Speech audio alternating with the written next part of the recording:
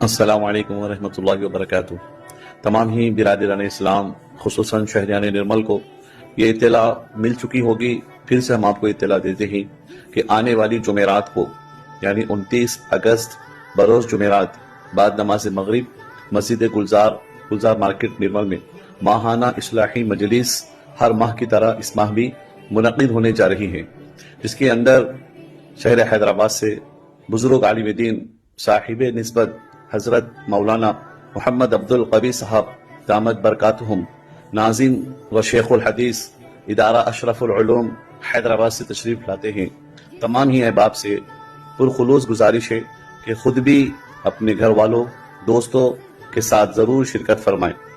تمام خواتین کے لیے بھی مدرسہ روضۃ العلوم کے نسواں ہال میں نشستوں کا انتظام رہے گا من جانب خانقاہ سعیدیہ و انتظامی کمیٹی مسجد گلزار